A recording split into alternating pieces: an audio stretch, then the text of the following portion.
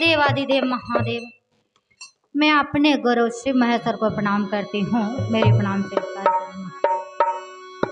माँ जगजननी माता पार्वती के नमन हो, मेरी नमन स्वीकार हो। माता तीन सूत्र के गंगोत्री बहाने वाले, शिव से मिलाने वाले, इसे कालखंड के महामानव प्रथम शिव से साहब श्री को प्रणाम, मेरे प्रणाम स्वीकार हो।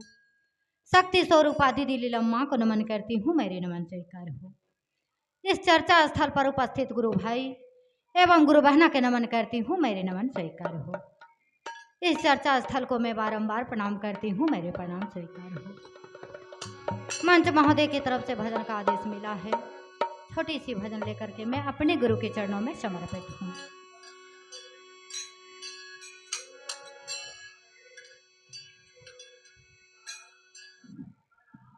ना हम ज्ञानी गुरुवर ना अभिमान हो, ना हम ज्ञानी गुरुवर ना अभिमान हो। आमहु जहकिए गुरुवर चरना भिखारी हो।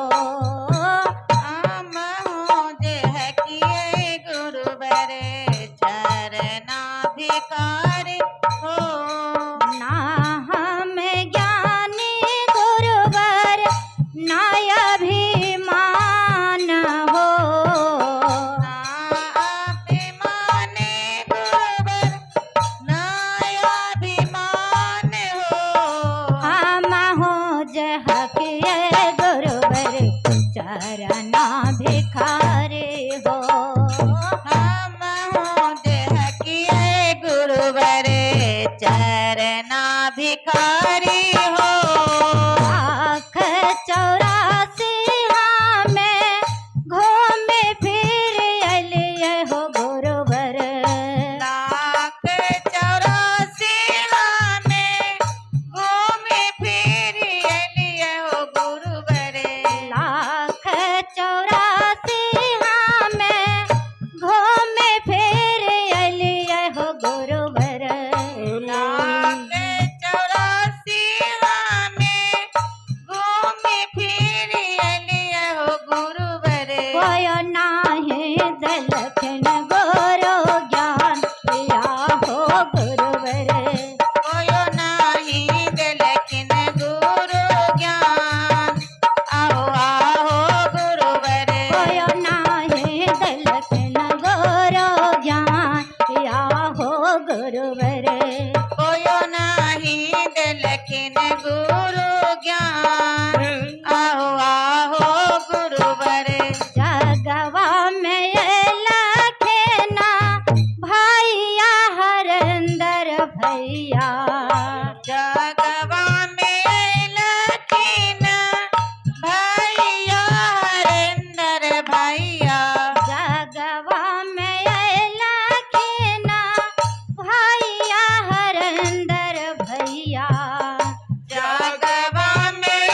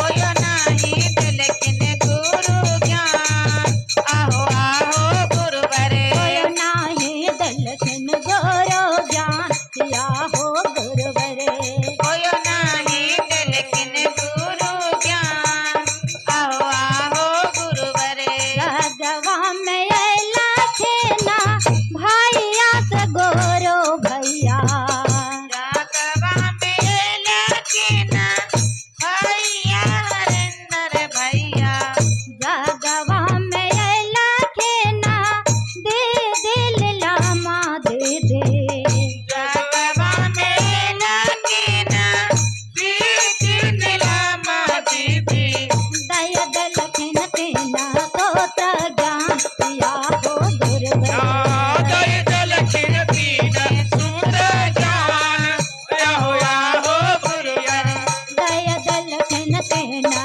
तोता ज्ञान या हो गुरुवरे जय दलखिन तीन सूत ज्ञान आहो आहो गुरुवरे पहिला में दाया मंगिहा दूसरा में चर्चा करिहा पहिला में गाया मंगिया दूसरा में चर्चा करिया पहिला में दाया मंगिहा दूसरा में चर्चा करिहा पहिला में गाया मंगिया दूसरा में चर्चा करिया तीसरा में ना मन ना मसा या हो भैया तीसरा में नामन नमस्कार याहो याहो भैया तीसरा में ना मन ना मसा या हो दे दे तीसरा में नामन नमस्कार याहो याहो दीदी तीसरा में ना मन ना मसा या हो भैया तीसरा में नामन नमस्कार आए इसे अमृत वाणी के साथ में अपनी वाणी को गुरु के चरणों में रखते हुए फिर से गुरुवार सहित भैया दीदी सहित सभी के चरणों में प्रणाम।